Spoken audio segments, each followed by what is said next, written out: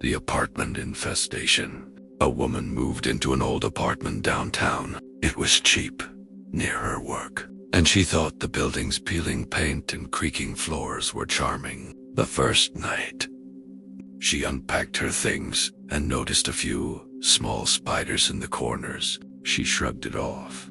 Spiders happen.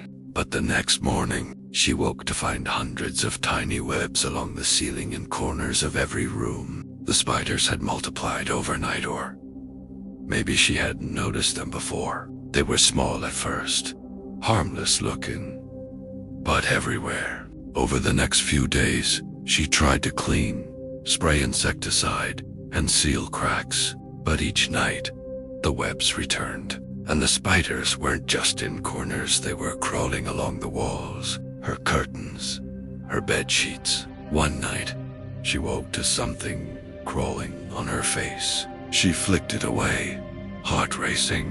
When she turned on the light, dozens of tiny black spiders fell from the ceiling onto her bed. She called pest control. But when they arrived, the apartment looked normal again. No webs. No spiders. They treated the building and left that night. She heard tiny scratching noises coming from inside the walls. When she went to inspect, hundreds of spiders poured out from the cracks around the electrical sockets. She left the apartment that night, never returned. But sometimes, she says, even in her new apartment, she'll find a spider lurking in the bathroom or bedroom corner. Always.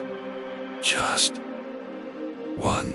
Always watching the crawl space. A man bought an old house in the countryside. He loved the quiet and the space, but the house had a crawl space under the floors. He never went down there.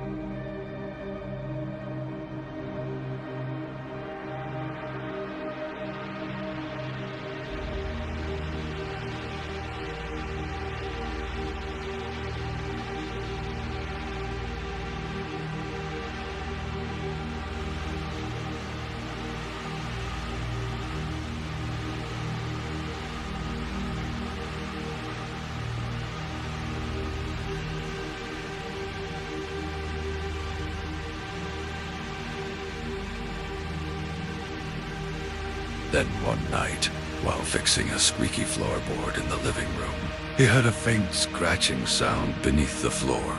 Curious, he lifted a panel. The crawl space was full of black tarantula-sized spiders. Hundreds of them. They had made webs so thick you could barely see the floor beneath them. He slammed the panel shut, hoping they wouldn't come out. The next day, he found small spiderlings crawling along the baseboards. No matter how much he cleaned or sprayed, the spiders kept returning. Biggerista. One night, he woke to a weight on his chest. He thought he was dreaming, but the sensation persisted. When he reached for the lamp, dozens of large spiders fell from the ceiling onto his bed. He scrambled, screaming, and managed to escape the house. The property remained unsold for years after that. Locals say the crawl space is still full of spiders, growing larger and hungrier every year.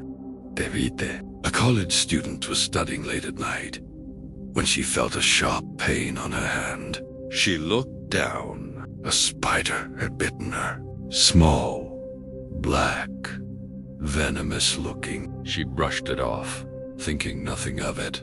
By morning, her hand was red, swollen and painful. But more concerning was what she saw. Crawling along her walls, tiny black spiders. Dozens, often wool, moving toward her bedroom. She tried to brush them off, but each night more appeared, always drawn to her room, her bed, her body. Within a week, she had bites all over her arms and legs. The pain worsened, and she began seeing spiders in the corners of every room, even after cleaning and spraying. One night, she woke to something crawling in her hair. She screamed, flailing, and when she turned on the light, dozens of spiders poured from the ceiling onto her. Her roommate rushed in and saw hundreds of black spiders covering the bed. She never returned to that dorm. The university cleaned the building, but maintenance crews report finding isolated colonies of black spiders. Months later, always in the same room, the web in the walls, a family moved into a historic house.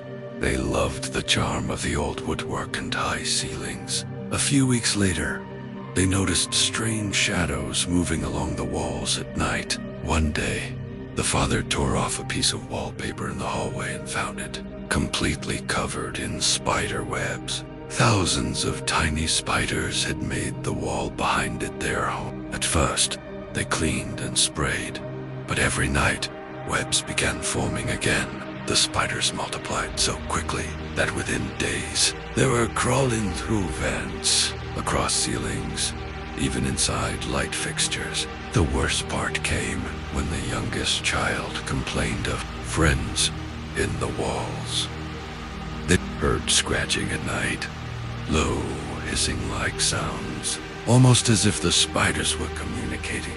One night, their mother saw a shadow move across the hallway and noticed dozens of large black spiders sliding silently out of the vents, heading toward her bedroom. The family moved out immediately.